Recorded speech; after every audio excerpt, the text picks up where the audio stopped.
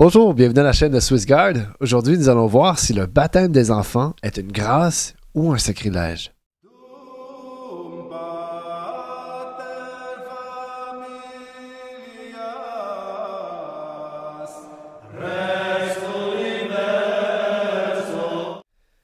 Donc, nous sommes en 2025 et il y a encore des protestants qui s'auto-identifient comme chrétiens seulement, disciples du Christ, etc., qui nient le baptême des enfants, qui s'opposent aux catholiques, qui baptisent leurs enfants sous prétexte d'une interprétation personnelle de leur part qui va à l'encontre du consensus des pères de l'Église, des docteurs et des saints au fil du temps, et de la Bible elle-même. Okay? Donc, j'ai cru bon de faire une série de lectures avec vous pour vous démontrer que non seulement ce n'est pas un crime de baptiser ses enfants, mais c'est un devoir, en fait. C'est une grande grâce qu'on leur donne. Donc, allons tout de suite à Acte 2, au premier instant où l'Église va conférer le baptême à ses disciples à la suite de la réception du Saint-Esprit ministériel à la Pentecôte. Donc, Acte 2.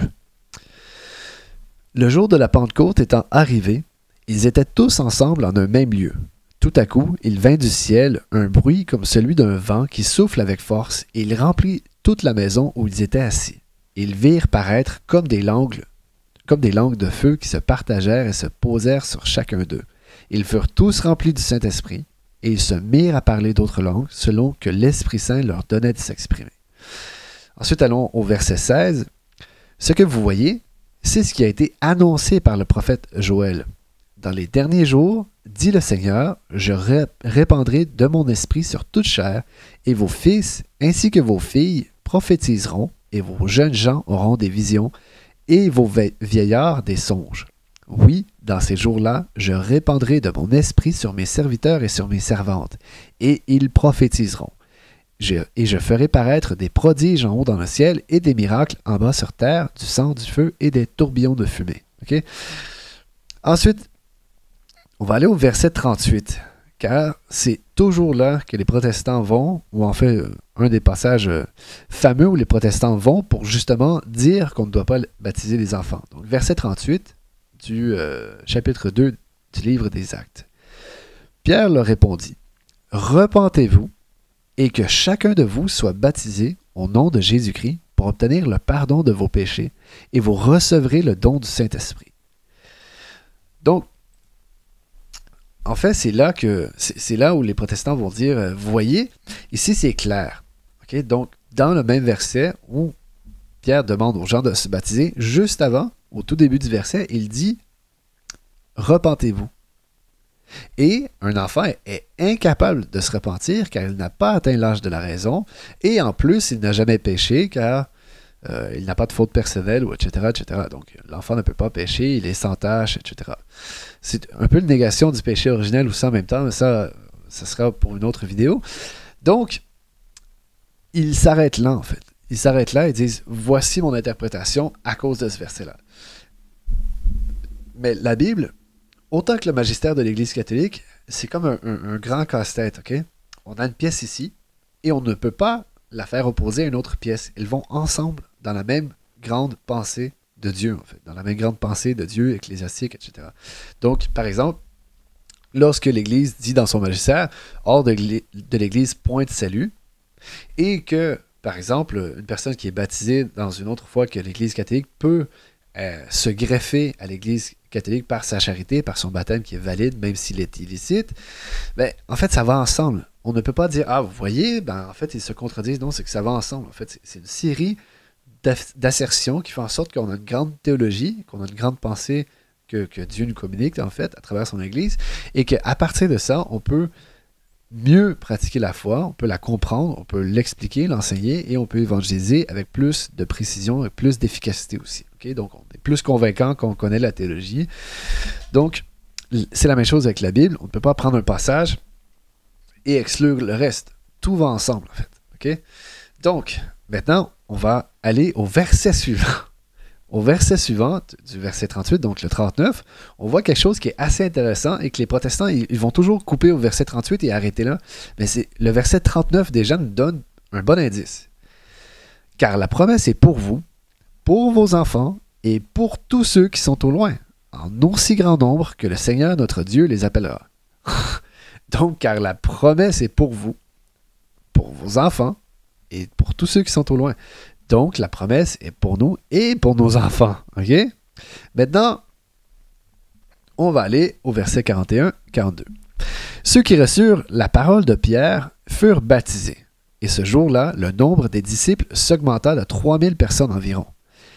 Donc, ça, ces 3000 personnes-là qui ont été baptisées par la parole de Pierre. Donc, on voit que la parole de Dieu est comme une épée et que maintenant, dans l'Ancien Testament, il y avait 3000 Lévites qui furent tués par l'épée. Ben là, il y a 3000 personnes qui sont sauvées par la parole de Pierre, qui est aussi l'épée de la parole de Dieu, etc. Donc, il y a beaucoup de choses à méditer sur ce passage-là, OK?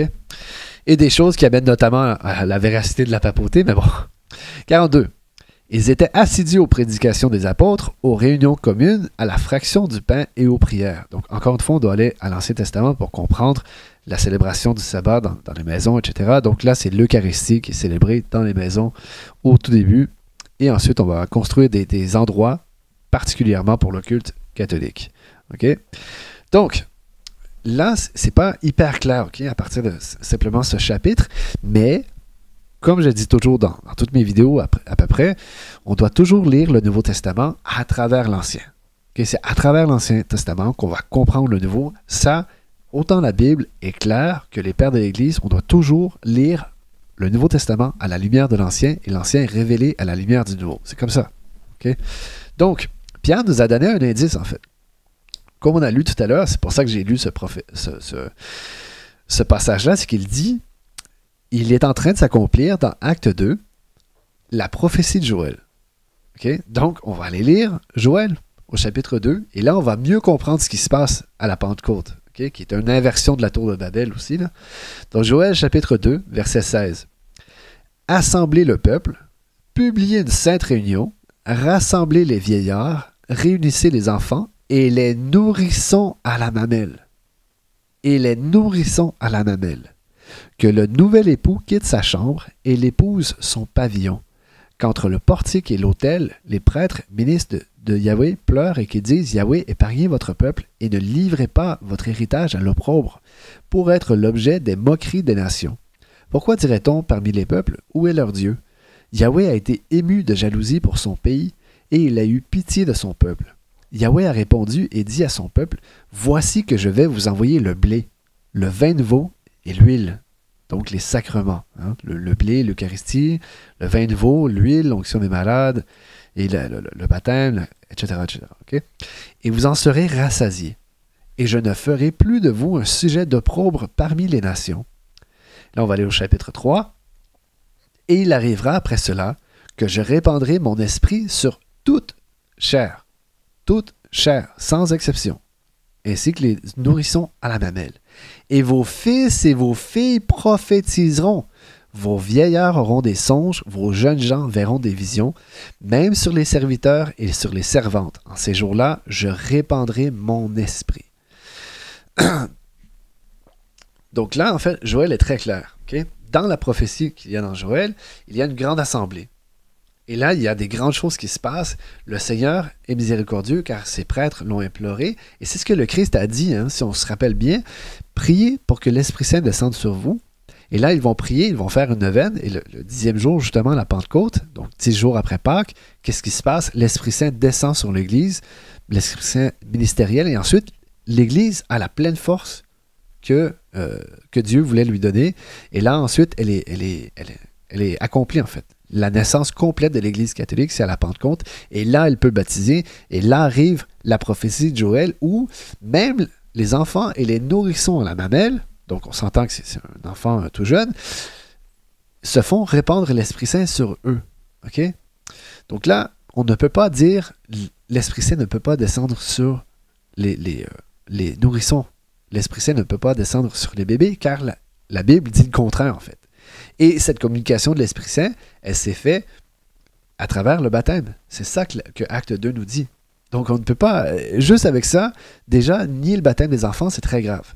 Maintenant, si ce n'est pas assez clair, comme j'ai dit, on doit lire le Nouveau Testament à la lumière de l'Ancien. C'est comme ça qu'on le comprend. Okay? Le Nouveau Testament est caché dans l'Ancien, l'Ancien se révèle à la lumière du Nouveau. Donc, on va aller à 1 de Pierre, chapitre 3, et on va voir ce qu'on appelle une typologie, expliquée par Pierre. Okay? Parce que même la Bible explique qu'on doit lire la Bible comme ça. Donc, ce n'est pas une invention des catholiques. Donc, verset 19. C'est aussi dans cet esprit qu'il est allé prêcher aux esprits en prison, parlant du Christ, rebelle autrefois, lorsqu'au jour de Noé, la longanimité de Dieu temporisait, pendant que se construisait l'arche, dans laquelle un petit nombre, savoir 8 personnes, furent sauvées à travers l'eau. C'est elle qui aujourd'hui vous sauve, vous aussi, par son antitype, le baptême. Non pas cette ablution qui ôte les souillures du corps, mais qui est la demande faite à Dieu d'une bonne conscience par la résurrection de Jésus-Christ. Okay? Donc là, Pierre va dire, oui, on demande quelque chose au baptême, mais il y a une typologie du baptême, le déluge, et dans le déluge, qu'est-ce qui se passe? Ben, la famille sainte de Noé est sauvée. Okay? Et là, il dit premièrement que le baptême sauve, donc ceux qui disent que le baptême ne sauve pas sont dans l'erreur, et deuxièmement, ce qu'il va dire, c'est que dans la famille de Noé, il y avait des enfants, et ces enfants-là furent sauvés par son antitype, le baptême. Okay? Donc, il y avait des enfants dans la famille de Noé, et ils ont été baptisés dans une préfiguration du baptême. Okay? Ils n'ont pas été exclus parce qu'ils n'avaient pas l'âge, etc. Non, sinon ils seraient morts. Okay? Mais ils ont trouvé la vie. Donc voilà. Deuxième typologie. 1 de Corinthiens, chapitre 10, versets 1 à 4. Car je ne veux pas vous laisser ignorer, frères, que nos pères ont tous été sous la nuée, et qu'ils ont tous traversé la mer, et qu'ils ont tous été baptisés en Moïse dans la nuée et dans la mer, et qu'ils ont tous mangé le même aliment spirituel, et qu'ils ont tous bu le même breuvage spirituel, car ils buvaient à un rocher spirituel qui les accompagnait, et ce rocher était le Christ. Donc, encore une fois, préfiguration des sacrements, comme expliqué dans Acte 2, comme dans les prophéties de Joël, hein, le blé, le vin nouveau, l'huile, le breuvage spirituel, l'aliment spirituel, c'est l'Eucharistie, et l'eau qui sort de la côte du Christ, c'est la même chose qui s'est passé en fait dans l'Ancien Testament, lorsque Moïse a tapé sur le rocher, que l'eau en est sortie. Dans le Nouveau Testament, ben, il y a les pharisiens en fait qui vont rejeter le Christ, pour rester poli, peu importe, mais qui vont faire en sorte que le Christ soit frappé, et de sa côte sort l'eau qui va sauver le peuple, qui va sauver les chrétiens à travers les sacrements, baptême, etc., etc. Bon, maintenant, où je veux en venir avec ce point-là, c'est qu'au verset 1 et 2, on nous dit que tous sont passés à travers la mer Rouge, donc lorsqu'il y a eu l'exode avec Moïse, et que tous ont été sauvés. Okay? Donc lorsque le peuple de Dieu est sorti de l'Égypte, qui est une préfiguration, pas une préfiguration, mais un exemple, en fait, de la vie de péché, et qu'ils sortent pour aller en terre promise, donc pour aller dans le corps mystique du Christ, dans une préfiguration du paradis, bien, tout le peuple de Dieu sort. Il ne laisse pas les enfants en Égypte, il ne laisse pas les nourrissons en Égypte, il les prend dans leurs bras et il les amène, en fait. Donc, par un geste de foi des parents, les enfants sont sauvés. Car s'ils n'avaient pas tous traversé la mer Rouge, eh bien, les enfants seraient morts. Mais on ne veut pas la mort de nos enfants, on veut la vie. On ne veut pas la mort charnelle des enfants, ni spirituelle. On veut leur vie. Donc, on donne tout ce qu'on peut en tant que parents pour donner une bonne santé physique à nos enfants et une bonne vie spirituelle dans la vertu, dès qu'ils sont jeunes. Okay? Maintenant, si c'est pas assez, troisième typologie du baptême. Colossiens, chapitre 2, versets 11 et 12. En lui, vous avez été circoncis d'une circoncision non faite de main d'homme, de la circoncision du Christ par le dépouillement de ce corps de chair. Ensevelis avec lui dans le baptême, vous avez été dans le même baptême, ressuscité avec lui par votre foi à l'action de Dieu qui l'a ressuscité d'entre les morts. Okay? Donc là, saint Paul va dire, le baptême était un antitype de la circoncision, en fait. Donc, la circoncision est une typologie du baptême. Qu'est-ce qu'on fait avec le Nouveau Testament qu'on veut mieux comprendre? On va dans l'Ancien. Genèse 17, versets 10 à 14. Voici l'alliance que vous avez à garder. L'alliance entre moi et vous et tes descendants après toi. Tout mâle parmi vous sera circoncis. Vous vous circoncirez dans votre chair, et ce sera le signe de l'alliance entre moi et vous. Quand il aura 8 jours, tout mâle parmi vous, d'âge en âge, sera circoncis, qu'il soit né dans la maison ou qu'il ait été acquis à prix d'argent d'un étranger quelconque qui n'est pas de ta race. On devra circoncire le mâle né dans la maison ou acquis à prix d'argent, et mon alliance sera dans votre chair comme alliance perpétuelle. Un mâle incirconcis, qui n'aura pas été circoncis dans sa chair, sera retranché de son peuple. Il aura violé mon alliance.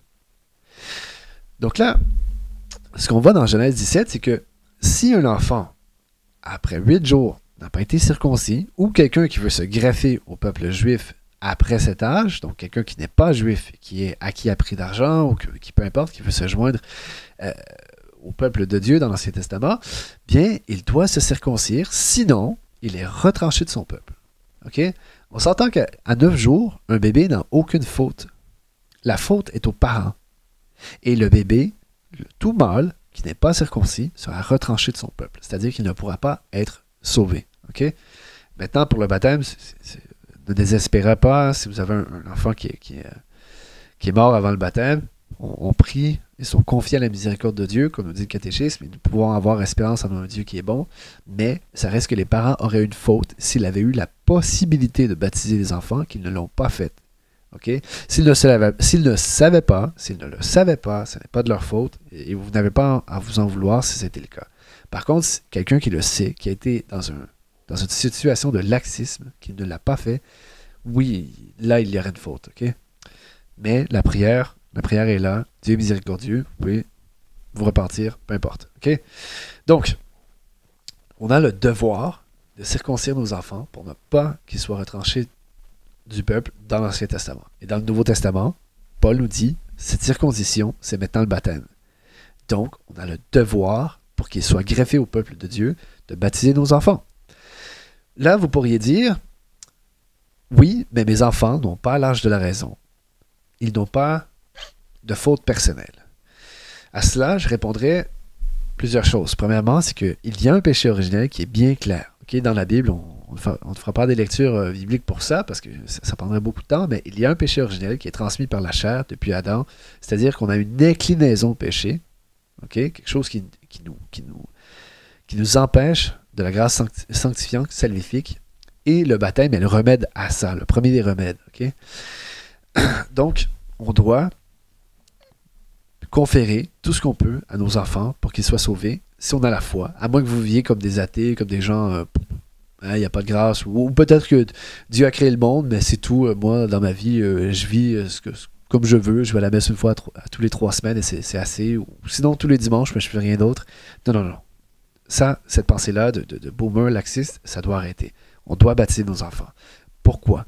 Pour qu'ils soient sauvés, premièrement. Et deuxièmement, parce qu'en fait, la grâce sanctifie la nature. Okay? La grâce sanctifie la nature. Et il y a un passage dans 1 de Corinthiens 7 que je vous lis à l'instant. Donc au verset 12, « Aux autres, je dis moi, non le Seigneur, si quelque frère a une femme qui n'a pas la foi, et qu'elle consente à habiter avec lui, qu'il ne la renvoie point. Et si une femme a un mari qui n'a pas la foi, et qu'il consente à habiter avec elle, qu'elle ne renvoie point son mari. Car le mari infidèle est sanctifié par la femme, et la femme infidèle est sanctifiée par le mari. Autrement, vos enfants seraient impurs, tandis que maintenant, ils sont saints. » C'est grave, en fait, ce qu'il vient de dire. C'est que la foi des parents sanctifie les enfants, et sinon, les enfants seraient impurs. Ils seraient impurs. Et pourtant, ils n'ont pas de faute personnelle, mais c'est que la grâce ne les a pas touchés. Et comment est-ce qu'on confère la grâce? Comment est-ce qu'on confère la grâce de Dieu?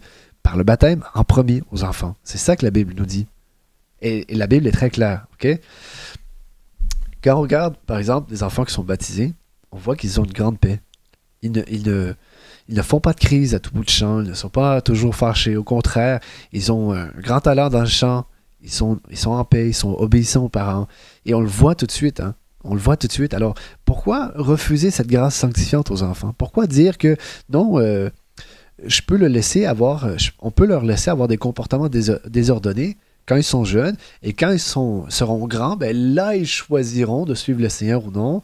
Là, ils demanderont le baptême. Là, ils verront à commencer à se perfectionner dans la vertu une fois qu'ils auront 20 ans. Cette pensée-là doit cesser. Cette médiocrité spirituelle-là doit cesser. On doit sanctifier les enfants dès leur plus jeune âge et les parents ont le devoir, la nécessité de les éduquer dans la vertu, dans la morale, dans la théologie, dans tout ce qu'ils peuvent dès qu'ils sont jeunes, afin que quand ils soient grands, ils soient déjà des saints, en fait. C'est ça notre devoir en tant que parents, c'est de faire des saints, des gens qui vont construire le royaume de Dieu. Alors pourquoi ne pas les baptiser? Pourquoi ne pas prier pour eux? Pourquoi ne pas offrir nos jeûnes du vendredi pour nos enfants, nos femmes, etc.? En fait, c'est ça le devoir du parent. Okay? Maintenant, vous pourriez dire, mais ça c'est ton interprétation biblique, comme toi tu dis que les protestants ont leur interprétation personnelle, toi tu as ton interprétation personnelle, et en fait, ce serait un bon argument. Le problème, c'est que l'argument ne vient pas de moi, en fait. L'argument vient, oui, de la Bible, mais du consensus des pères, des saints et des docteurs de l'Église depuis 2000 ans. Je vous lis un passage d'Irénée de Lyon dans son livre Contre les hérésies, au livre 2. Donc il a écrit ça en 189. Donc, on s'entend que c'est 225 ans avant le concile de Nicée, hein, pour les protestants qui veulent encore répandre le mythe que c'est Constantin qui a fondé l'Église catholique pour ne pas admettre que c'est Jésus-Christ, car sinon ça admettrait qu'ils sont dans l'erreur. Mais bon, lisons ça. Il, en parlant de Jésus, est venu sauver par lui-même tous ceux qui, par lui, renaissent en Dieu. Donc, la régénération baptismale. Les enfants, les adolescents et les vieillards. C'est pourquoi il a traversé tous les âges, devenant un enfant pour les enfants, sanctifiant les enfants. Un enfant pour les enfants, sanctifiant ceux qui sont en âge de l'être, afin d'être le maître parfait en toutes choses, parfait non seulement en ce qui concerne l'exposition de la vérité, mais aussi en ce qui concerne l'âge relatif. Donc là, c'est exactement ce que je vous ai dit par rapport à 1 de Corinthiens 7, en fait. Donc, le Christ est devenu un enfant pour sanctifier les enfants. Et vous allez dire, on ne doit pas sanctifier les enfants. On ne doit pas leur conférer le baptême, qui donne l'Esprit Saint. On ne doit pas baptiser les enfants, qui les fait naître dans la vie de la grâce, dans la vie de la vertu. Ça, c'est un crime que vous faites. C'est un crime contre les enfants. Pas convaincu? Hippolyte de Rome. Donc, en 215, baptisez d'abord les enfants, et s'ils peuvent parler par eux-mêmes, qu'ils le fassent. Sinon, que leurs parents ou d'autres membres de leur famille parlent pour eux. Donc là, cette pensée-là résume en fait 1 de Corinthiens 7 et en fait tous les enseignements de l'Église sur le baptême, c'est-à-dire que, ok, oui, d'accord, l'enfant ne peut pas parler par lui-même, mais c'est quoi le travail des parents si ce n'est pas de parler pour les enfants? De les protéger, de les défendre, de les faire grandir dans la vertu, dans la grâce sanctifiante afin qu'ils puissent être sauvés, de devenir des saints qui verront Dieu face à face. C'est ça le travail des parents. Alors oui, c'est le travail du père et de la mère de faire baptiser les enfants et de parler pour eux au nom de Dieu, à dire oui, je veux qu'ils grandissent dans la vertu, je veux qu'ils fassent partie de l'Église, je veux qu'ils soient catholiques, afin qu'ils soient un saint. Donc voilà. Ça termine les lectures sur le baptême. Pour conclure, toutes les typologies dans la Bible incluent les enfants. Donc, ceux qui les rejettent n'ont pas de fondement biblique. Deuxièmement, il n'y a absolument aucune condamnation du baptême pour les enfants dans la Bible. Donc, il n'y a aucun passage qui dit on ne doit pas baptiser les enfants.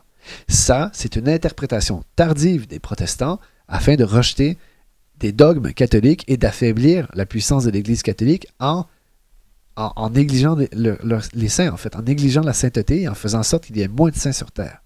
Okay? Troisièmement, les pères sont unanimes. On doit baptiser les enfants. Donc, moi, je suis désolé, mais quand un protestant me dit on s'en fout des pères de l'Église, on s'en fout de leur interprétation, ben c'est la même chose pour nous. On s'en fout de votre interprétation. Nous, on s'en tient aux pères parce que la Bible nous dit fiez-vous aux pères de l'Église. Okay? Si vous n'êtes pas convaincu, allez voir ma vidéo les pères de l'Église, qui sont-ils? Okay? Pourquoi devrait-on les suivre? Je pense que c'est une lecture assez complète sur le fait que les pères de l'Église sont notre foi et sont notre interprétation, nos guides, nos luminaires, etc. etc. Okay? Donc, voilà. Maintenant, je vous laisse un petit passage sur qui sont les protestants? Parce que ça, c'est quelque chose que les catholiques doivent comprendre, parce que souvent, on parle aux catholiques, on leur demande qui sont les protestants, et eux, dans leur tête, ce sont des gens qui aiment Jésus, tout comme nous, et, bon, on partage la même foi, il n'y a qu'un seul baptême, on est tous unis, on est tous... Non, c'est pas comme ça. Historiquement, il n'y a pas eu de réforme protestante, il y a eu une révolution, comme j'essaie d'expliquer dans mes vidéos, et le pape Pie V a émis une bulle d'excommunication d'Élisabeth Ier d'Angleterre qui s'appelle Regans in Excelsis, donc qui a été émise en 1570, et il doit dire ceci. Interdisant d'une main de fer l'usage de la vraie religion, que Marie, parlant de Marie Ière d'Angleterre, hein, celle que les protestants vont appeler Bloody Mary, alors qu'elle a été la plus miséricordieuse, celle qui a tué le moins de personnes en fait. C'est même pas 200, alors que les autres, c'était des milliers. Mais bon, qui contrôle les médias contrôle la vérité, comme on dit, sauf les catholiques qui sont bien instruits. Donc, continuons. Reine légitime de célèbre mémoire, avait instauré avec l'aide de ce siège, après avoir été renversée par Henri VIII, un déserteur, elle a suivi et embrassé les erreurs des hérétiques. Elle a supprimé le conseil royal, composé de la noblesse d'Angleterre, et l'a rempli d'hommes obscurs, hérétiques. Elle a opprimé les adeptes de la foi catholique. Elle a institué de faux prédicateurs et des ministres de l'impiété. Elle a aboli le sacrifice de la messe, les prières, les jeûnes, les choix de viande, le célibat et les cérémonies catholiques, et a ordonné que des livres au contenu manifestement hérétique soient proposés à tout le royaume et que les rites et les institutions impies selon la règle de Calvin, admis et observés par elle-même, soient également observés par ses sujets. Elle a osé éjecter les évêques, les recteurs d'églises et les autres prêtres catholiques de leurs églises et de leurs bénéfices, accorder ces choses et d'autres choses ecclésiastiques aux hérétiques et déterminer les causes spirituelles. Elle a interdit aux prélats, au clergé et au peuple de reconnaître l'Église de Rome ou d'obéir à ses préceptes et à ses sanctions canoniques, a forcé la plupart d'entre eux à s'accommoder de ses lois scélérates, à abjurer l'autorité et l'obéissance du pape de Rome et à l'accepter par serment comme leur seule dame dans les affaires temporelles et spirituelles, à imposer des peines et des châtiments à ceux qui n'acceptaient pas cela et à exiger de ceux qui persévéraient dans l'unité de la foi et l'obéissance suspensionnée, à jeter les prélats et les moines catholiques en prison où beaucoup, épuisés par une longue langueur et des chagrins, ont misérablement terminé leur vie. Tous ces faits sont manifestes et notoires parmi toutes les nations. Ils sont si bien prouvés par le témoignage pesant de beaucoup d'hommes qu'il ne reste plus de place pour l'excuse, la défense ou l'évasion. Le mythe que la Révolution protestante est un mouvement du peuple, et c'est vraiment les gens qui sont fatigués de l'Église catholique, qui s'est éloigné de la Bible, etc. Ce mensonge-là doit terminer. Okay? En premier dans vos cœurs, la Révolution protestante n'est rien d'autre qu'une opération de pillage. Okay? Et on utilise les pouvoirs temporaux pour enforcer le catholicisme. Les gens ne voulaient pas abandonner leur foi, mais on les a tués, on les a jetés en prison, on les a pratiquement bannis de tout droit public, on les a humiliés, on a confisqué leurs maisons, leurs terres, on pendait les prêtres, on prenait une épée, on ouvrait leur ventre afin que leurs entrailles soient répandues par terre pendant qu'ils étaient encore vivants aux yeux de tous. Écoutez, la réforme protestante, c'était une révolution, okay? Dégueulasse. Et les outrages qu'on a commis, ils doivent être mis à la lumière du grand jour, et les protestants doivent s'excuser pour ça, pour tous les mensonges qu'ils ont dit contre le pape, contre l'Église, et qu'ils continuent de mentir au quotidien. Et nous, les catholiques, comment est-ce qu'on lutte contre ça? Par la vérité, par le témoignage de la vérité, et en premier, en étant de bons parents, en étant de bons époux, de bonnes épouses, et en baptisant nos enfants, et en faisant en sorte qu'ils soient éduqués dans la vérité, dans la vertu, dans la grâce, depuis leur plus tendre enfance. OK? Voilà mes frères et sœurs, j'espère que cette vidéo vous a plu. Si elle vous a plu, n'hésitez pas à interagir avec la vidéo, laissez un commentaire, un like, partagez-la à ceux qui pourraient en bénéficier. Hein, c'est une œuvre qui est noble, en fait, de partager la vérité avec les gens qui sont dans les ténèbres, afin qu'ils puissent être sauvés, toujours avec une charité dans notre cœur pour les autres. Et voilà. Donc, que le Seigneur vous bénisse, au nom du Père, du Fils et du Saint-Esprit. Amen.